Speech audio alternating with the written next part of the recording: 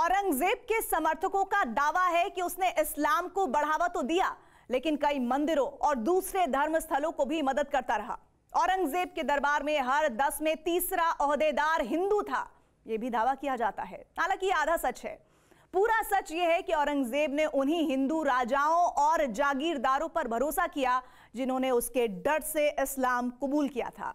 औरंगजेब के कट्टर मुसलमान होने की सच्चाई क्या थी? देखिए टेली सीरीज का यह एपिसोड, बगावत, द डार्क किनशिप।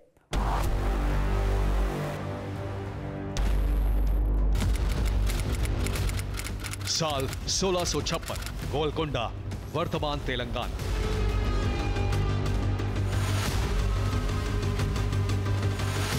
गोलकोंडा बेशकीमती हीरो और कपड़ों के लिए मशहूर दक्कन की इस रियासत पर उस वक्त कुतुब शाही वंश का राज था।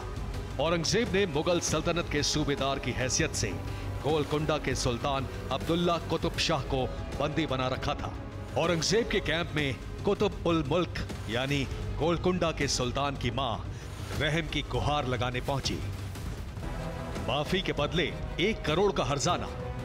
औरंगजेब ने जिस कुतुब उल मुल्क के लिए यह शर्त रखी वो कोई हिंदू राजा नहीं था, वो भी मुसलमान ही था।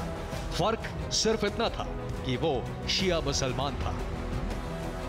1 करोड़ वसूलने के बाद भी औरंगजेब ने गोलकोंडा की कुतुब शाही को माफ नहीं किया।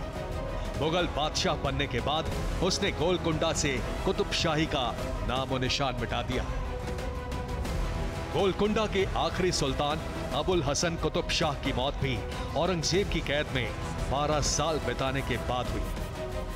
बहुत से इतिहासकार औरंगजेब को कट्टर लेकिन ईमान वाले मुसलमान के तौर पर देखते हैं। वही इमेज औरंगजेब के महिमा मंडन के लिए इस्तेमाल की जाती है। औरंगजेब वो शख्स है जिसके हुकूमत के दौर में किसी औरत पे जुल्म नहीं हुआ।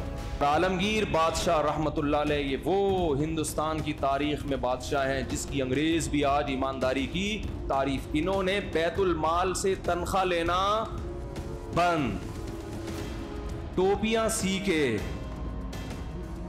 के अपना पेट पाला करते थे। इसकी असलियत क्या है?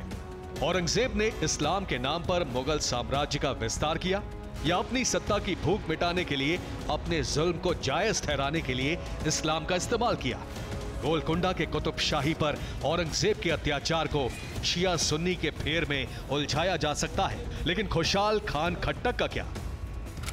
साल 1658, रणथंबोर का किला, वर्तमान राजस्थान। औरंगजेब ने शाहजहां का तख्ता पलट करने के फौरन बाद खुशहाल खान खट्टक को बंदी बना लिया। खुशहाल बाबा के नाम से मशहूर अफगानिस्तान पाकिस्तान बॉर्डर पर खट्टक कबीले के सरदार इस सुन्नी पठान के बाप दादा अकबर के जमाने से मुगलों के वफादार थे। खुद खुशहाल खान खट्टक को शाहजहां ने खट्टक कबीले का सरदार नियुक्त किया था। औरंगजेब को शक था कि खुशहाल खान की शाहजहां से वफादारी उसके लिए खतरा बन सकती है, लिहाजा उसने खुशहाल खान को 10 साल तक कैदी बनाकर रखा। खुशहाल खान खट्टक वो अजीम सूफी शायर हैं जिनके कलम का निखार और तलवार की धार में कोई फर्क नहीं था। 17वीं सदी के ये शायर कुछ अरसा मुगलों के साथ भी इन्होंने काम किया और कुछ अरसा फिर मुगलों के खिलाफ भी।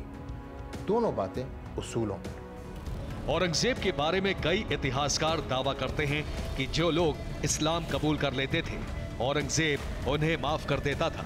क्या वाकई ऐसा ही था? साल 1661, दिल्ली की जामा मस्जिद के नजदीक ही इस दरगाह में औरंगजेब की बर्बरता की एक दास्तां दफन है। ये दरगाह सूफी शायर सरमद काशानी की है। जन्म से यहूदी जो आर्मेनिया से कारोबार करने के लिए भारत आए और यहां आकर उन्होंने इस्लाम कबूल कर लिया था।